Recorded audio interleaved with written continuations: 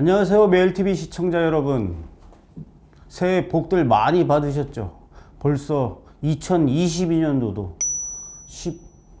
19일이 지나가고 있습니다. 이런 가운데 코로나19와 관련돼서 백신 접종과 관련된 다양한 문제 제기들이 좀 나오고 있는데요. 오늘은 진짜 백신 효과가 있느냐 없느냐, 과연 대한민국 정부가 방역당국이 추진하고 있는 K방역 정책은 올바른 건지 짚어보는 시간 갖도록 하겠습니다.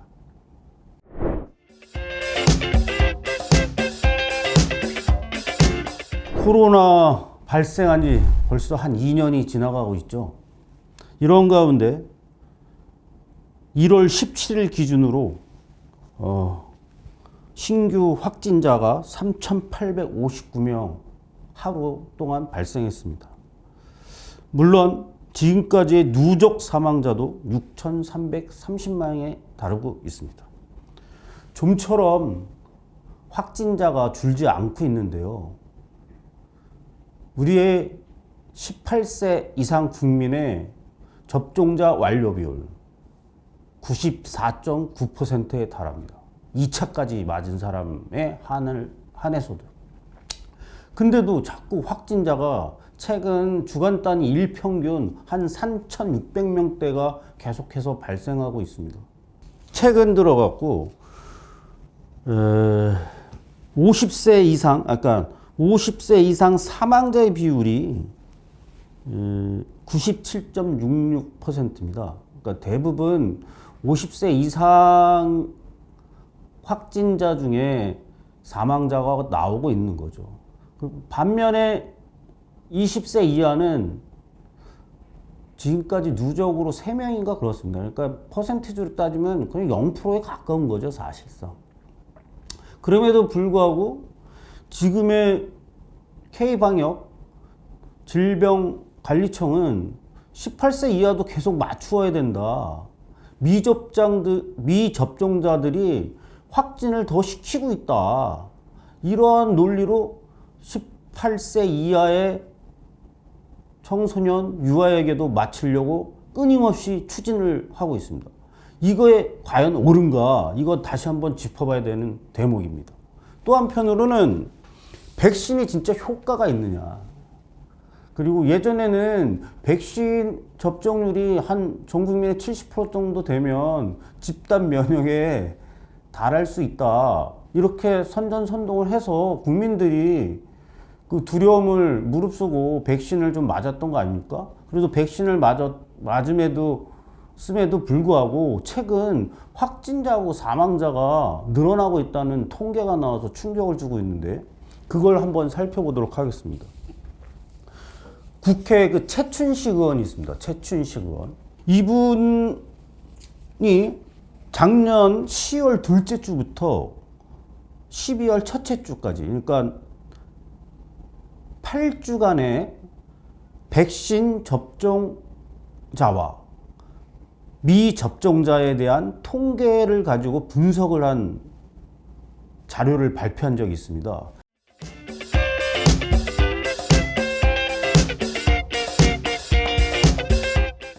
이 자료에 따르면 2차 접종을 완료한 확진자는 75,083명, 60.8%에 달한 거죠. 그러니까 2차 접종을 했더라도 이 코로나19에 감염이 되는 겁니다. 정말로 예방 효과가 전혀 없다고 볼 수 있는 수치죠. 그렇지 않습니까? 3차까지 맞은 사람도 542명이나 이 기간에 나타났는데, 아니 3차까지 맞았는데도 확진자가 됐다. 이거 심각하게 살펴봐야 됩니다. 그리고 이 기간의 사망자도 한번 살펴보면 사망자가 1,092명이 나왔습니다. 이 기간에. 근데 미접종자는 544명의 사망자가 나와서 49.7%를 기록했습니다. 하지만 백신을 1차를 맞거나 2차까지 맞은 사람 포함하면 사망자가 549명으로 50.3%. 절반 살짝 넘은 거죠. 그러니까 백신을 맞은 확진자 중에서도 사망에 이른다는 겁니다. 그게 절반이 넘는다는 거죠. 그 앞서 제가 우리나라의 사망자는 6,333명인데 그 중에 50세 이상 사망자는 97.66%, 그리고 60세 이상으로 따지면 약 95%가 됩니다. 95%. 그러니까 60세 이상 되신 분들은 이 코로나가 직접적 요인인지 다른 기저질환이 사망에 이르는 직접적 요인인지 좀 인과관계가 다양하게 복잡하게 엮여 있다고 볼 수 있는 거죠. 이런 수치로 봤을 때요.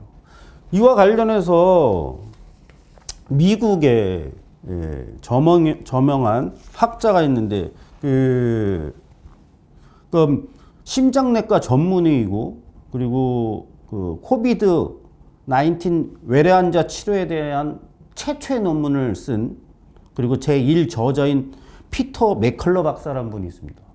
이 사람이 한 방송 인터뷰에서 무증상자들 사이에서 감염은 발생하지 않는다라고 단언을 했습니다. 그렇기 때문에 무증상자를 대상으로 하는 방역정책, 격리정책 이런 것들이 상당히 잘못된 방역정책이라 할 수가 있는 거죠. 또 한편으로는 접종자들 사이에 감염을 전파하는 속도가 더 높은 것 같다. 이런 주장을 했고요. 그 사례로 여러 가지 사례를 들었는데 어떤 사례를 들었냐면 미국의 그 해군, 영국 해군 순양함에 탄 그 군인들이 이 사람들은 백신 접종을 2차까지 완료한 사람인데 나중에 확진자가 나왔습니다. 또 독일에서는 크루즈 있지 않습니까? 크루즈. 거기에는 2차 접종까지 완료한 사람, 그리고 타기 전에 PCR 검사, 그러니까 코로나에 감염됐는지 안 됐는지 검사한 사람만 태웠는데도 50여 명의 확진자가 나왔어요. 그리고 미국의 전함 승선 군인들도 거기도 다 접종했거든요. 근데 확진자가 나왔어요. 이런 것으로 봤을 때 이 백신 자체의 접종이 감염을 전파시키지 않는다고 볼 수 없는 거죠. 그러다 보니까 우리나라의 방역 당국도 중증 환자, 위중증 환자로 전환되는 것을 막는 데 기여를 한다. 이거 하나로 계속 밀어붙이고 있는 상황인데 과연 백신이 그런 역할을 했을까? 그리고 사망에 이르기를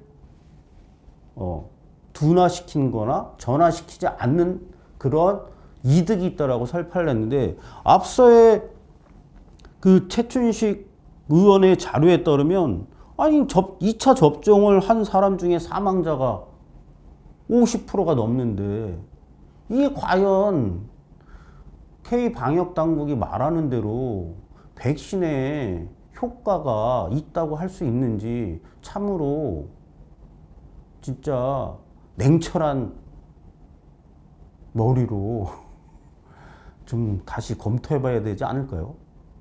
시청자 여러분의 생각은 어떻습니까? 저는 이참에 우리 대한민국 K 방역 당국이 좀 더 솔직해져야 된다고 봅니다.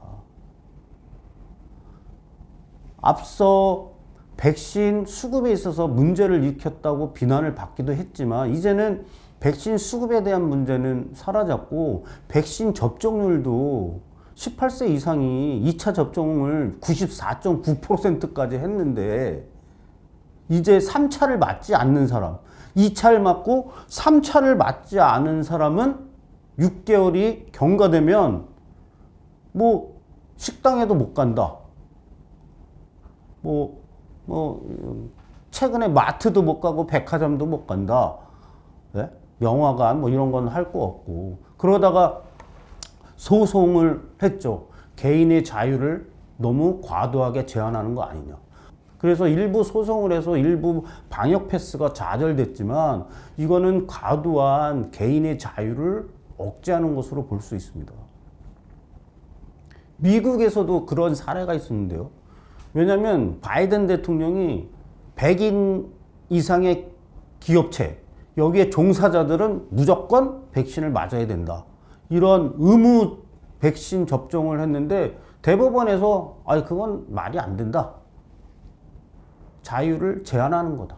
이렇게 해서 헌법에 불합치 한다고 해서 위법 판결을 내렸죠. 주마다 뭐 다른 논란이 생기고 있는 상황입니다. 이렇듯이 이참에 이런 데이터들을 신중하게 검토해서 K-방역의 방향을 전환해야 되는데 초기 환자 그러니까 무증상자 빼고 약간의 콧물 나오고 목이 붓고 뭐 맛을 잃고 냄새도 못 맡고 열이 나고 이렇게 증상을 호소하는 사람들의 치료에 집중을 하고 이 사람들이 병원에 빨리 갈 수 있도록 하는 시스템을 갖춰놔야 되고 중환자자로 넘어가지 않도록 이러한 치료 시스템을 갖춰야 됩니다. 근데 지금까지 제 주변에 그런 초기 증상을 했음에도 불구하고 치료라는 게 없고 그냥 자연치유입니다. 그러니까 생활치료센터에 들어가거나 아니면 자기가 머물고 있는 집에서 그냥 체온계 들고 그 열나면 먹으라는 뭐 해열제 하나 주는 게 지금까지 전부라고 합니다. 이거 커다란 문제 아니겠습니까? 치료에 대한 게 투명하게 공개된 게 없습니다. 지금. 중증 환자들은 이미 뭐 폐나 여러 가지 기관에 장애가 생긴 상태로 흘러갔기 때문에 위중증 환자가 된 건데 그걸로 전환되기까지의 치료에 대한 게 나온 게 없습니다. 진짜. 제가 알고 있는 게 없으니까. 저거 관심이 많은데 1월달 치료 방법을 강구해서 이러이러한 임상 실험을 했는데 이게 최고 잘 먹히더라. 이런 게 나온 게 없지 않습니까? 우리 지금까지 확진자가 63만 명 정도 되지 않나요? 그러면 대략 2만 명, 3만 명 이런 사람들 가지고 아니면 나눠 갖고 임상 실험을 해서 지금까지 나온 치료제, 지금 뭐 먹는 치료제 수입하는 거 말고 다른 다양한 방식의 치료에 대한 부분들을 임상을 좀 했었어야 되지 않느냐. 근데 이렇다는 결과가 없고 그냥 자연 방치. 여기에 머물고 있는 건 아닌지 참으로 의문이 생기는 지금의 상황입니다. 이렇듯 이번 데이터를 바탕으로 대한민국의 K방역본부, 뭐 질병관리청이 중심이 됐든 새로운 K방역 정책에 대한 부분을 대전환을 솔직하게, 담백하게, 효과적인 방향으로 해야 된다고 생각됩니다. 감사합니다.